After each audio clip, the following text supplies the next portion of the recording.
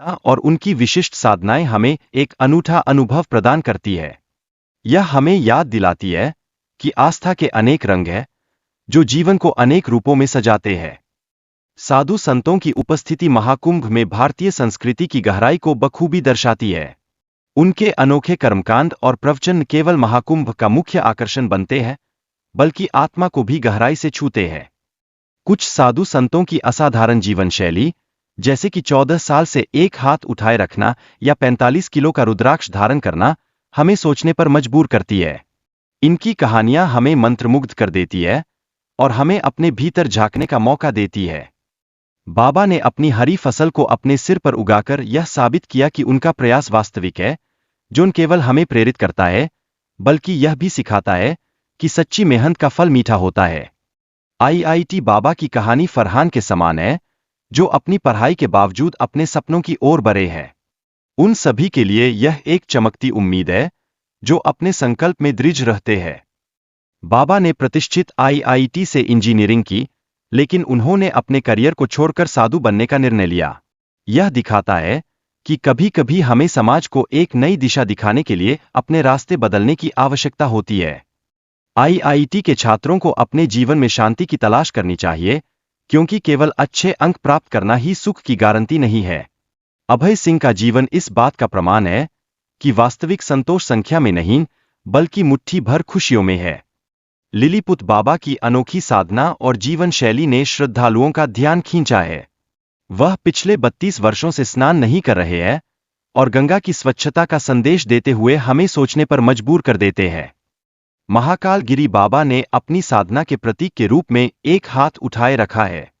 उनकी तपस्या को देखने के लिए बड़ी संख्या में श्रद्धालु महाकुंभ में आए हैं, जो इस बात का प्रमाण है कि भक्ति की शक्ति अद्वितीय होती है। महाकाल गिरी बाबा ने पिछले 9 साल से अपने बाएं हाथ के नाखून नहीं काटे हैं।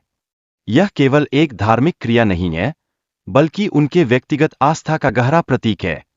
पहाड़ी बाबा केवल चाय पर निर्भर है और 41 साल से मौन है। उनका यह विश्वास कि संयमित जीवन जीने से स्वास्थ्य को बेहतर बनाया जा सकता है, हमें साधारण जीवन के महत्व की याद दिलाता है।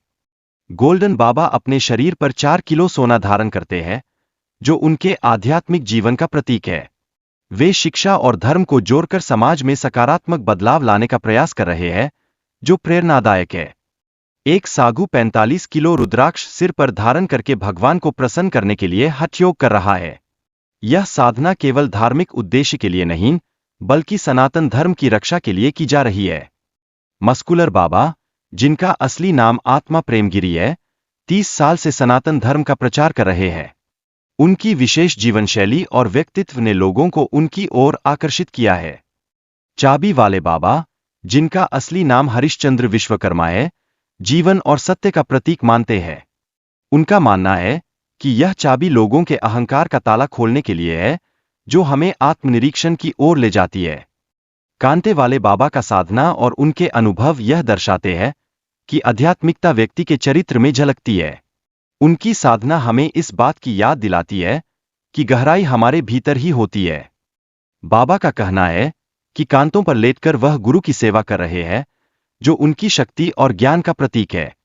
यह दिखाता है कि उनके लिए भक्ति सबसे महत्वपूर्ण है और यही उन्हें दूसरों से अलग बनाती है। कबूतर बाबा का जीव सेवा के प्रति समर्पण और उनके संदेश से यह पता चलता है कि सच्चा धर्म जीवों के प्रति प्रेम और सम्मान है। यह उनके जीवन की पहचान बन गई है और हमें सिखाती है कि असली भक्ति का अर्थ क्या है।